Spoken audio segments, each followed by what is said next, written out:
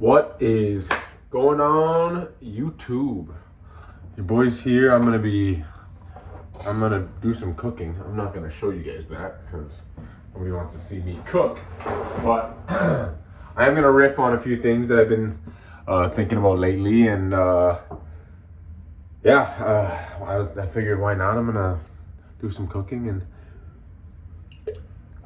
why not? One of the things I've been thinking about lately is the cost of success and the cost of chasing your dreams and going for things that others aren't. One of the things with that, I've been listening to a lot of Alex Hormozy lately, and he talks about how hard it is to succeed, but it's not even the hardness of it, it's just choosing. And it's saying, hey, my goal is to get here. And your destination is, let's say, success in whatever endeavor you choose, whether that's business, whether that's investing, whether that's, like I said, it's also business, whether that's sports, whether that's your career. And it's you have a destination. And he's talking about how difficult it is to get from point A to point Z, and the things that most people have to do and are unwilling to do to get there. And it's like the things that are there, we all know the stuff we have to do. But one of the hardest things about it is the fact that we have to say no so often on this road to success. So it's like you're trying to become a professional athlete. And to get there, you have to say no to going out. You have to say no to partying. You have to say no to alcohol. You got to say no to your family on vacations. You got to say no to your family when they're eating stuff that you can't eat based on your diet. You can't eat, that won't be pushing you in the right direction. You have to say no so often. And one thing about saying no and not choosing or taking the road that everybody's traveling is that when you say no, there's no immediate reward. There's no immediate gratification, such as if you say yes. So for example, you're doing a diet and somebody offers you a cookie. When you say yes, you immediately get that yum, cookie in my mouth, tastes good, amazing, dopamine hit, life feels good. But when you say no, there's nothing, you don't get anything. It's actually a net negative in the moment. So I say no to the cookie, and now in my head I want a cookie and I don't get it. Net negative versus if I said yes. And I think on this road to success, or this road to whatever you're pushing for, there's so many more no's than there are yeses. And to be fair, saying no is one of the hardest things. It's like, should I do this? Should I do this? Should I do this? Should I do this? You have to say no to options. You have to decide and choose one thing, which is one of the hardest things as somebody who is goal-oriented, who wants to become something, who is trying their best to push, but there's so much opportunities in this world.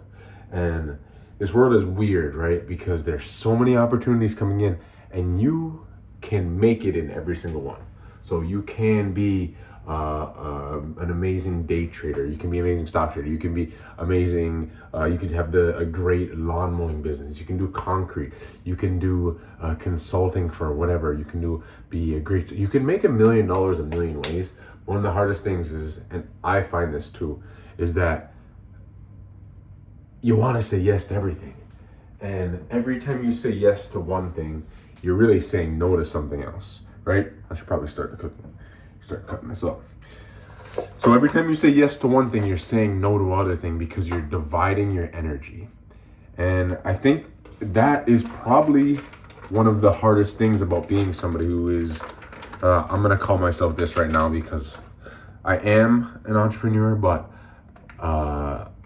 we all get this feeling of, at least not, I can't speak for you, but I have a feeling of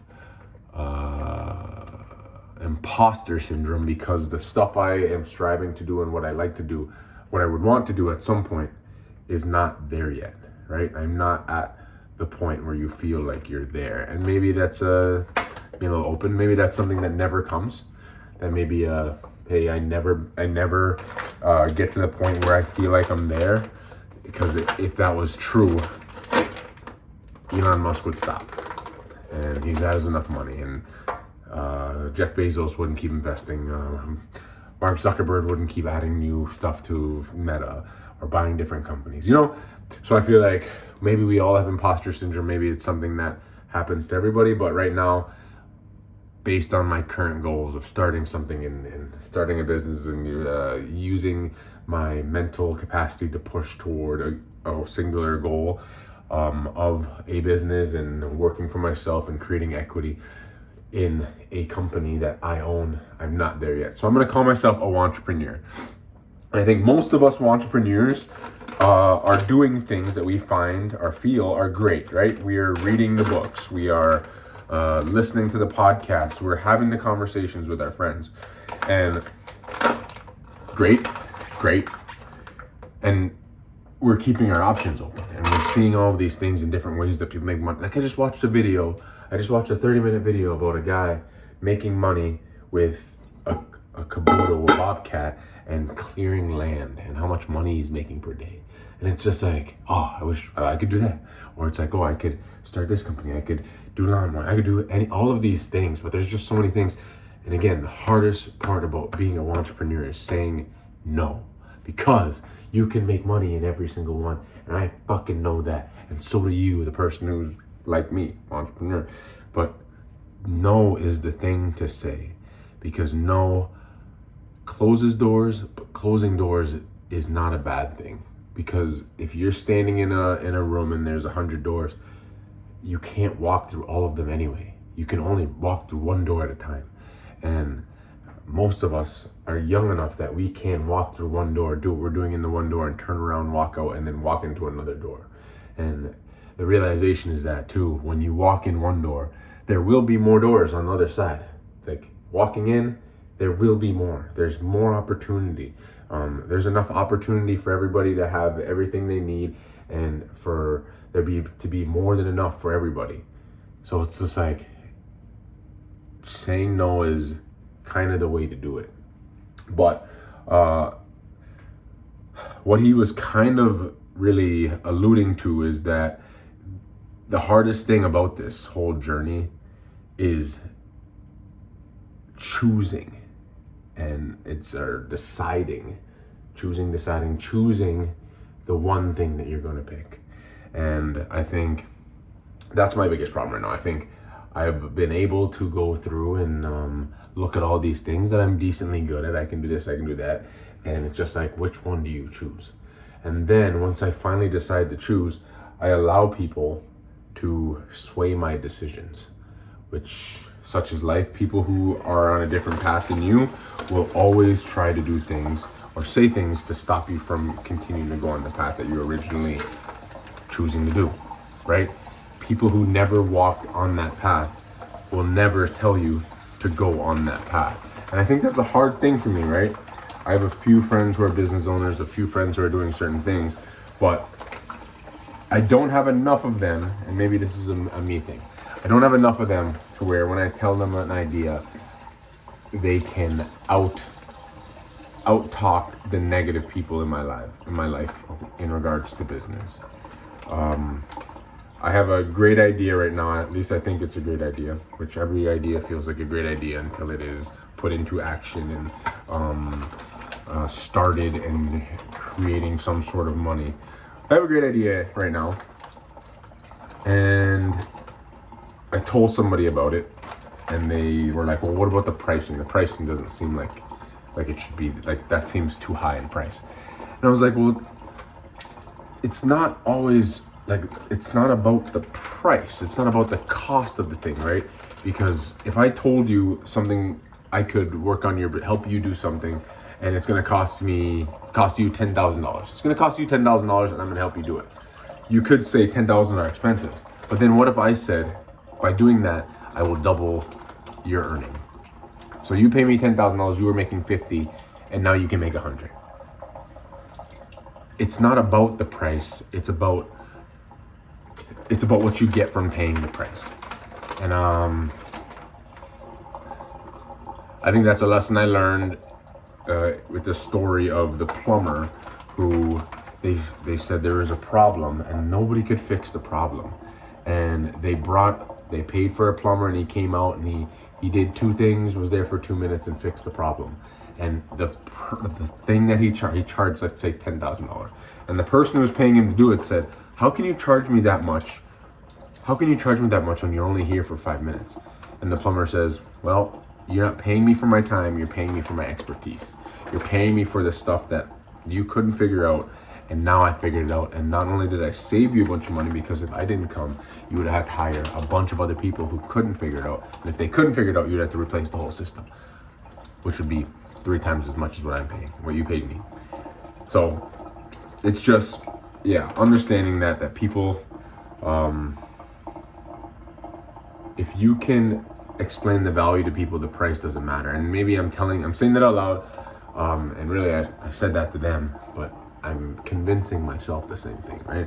So these videos are for me in the future, right? So one of the greatest things about recording yourself talking about stuff that you haven't done yet is that it means you have a belief that you're gonna get somewhere and look back at it and say, yo, I remember when I was feeling that before I did the thing, right?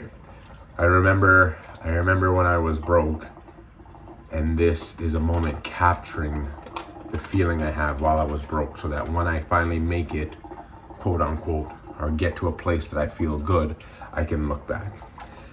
And then another thing, being in the career that I currently am, it's realizing that we never really make it. You always keep going, you're trying to make it.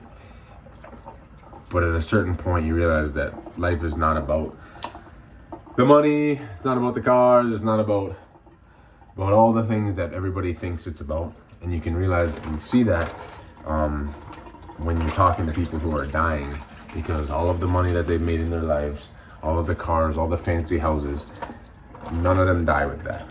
They all die if they make it to the a common, peaceful, natural death is you die on your back in a room, mouth breathing. So, sorry to end a little morbid, be a little morbid at the end, but yeah, just a little bit of a recap of my day and the stuff I've learned. So I hope you gained something from that. Hope you learned a little bit and take in that yes, the no's feel like shit, and the yeses would feel way better. It would feel way better to eat the cookie.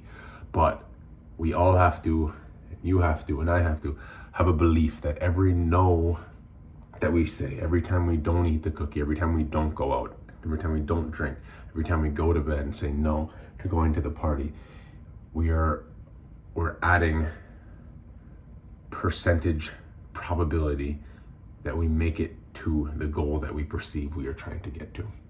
So thank you for listening. If you got this far, give me a like and subscribe. Let me know if you like the kitchen, like the cabinets. Yeah, have a good night.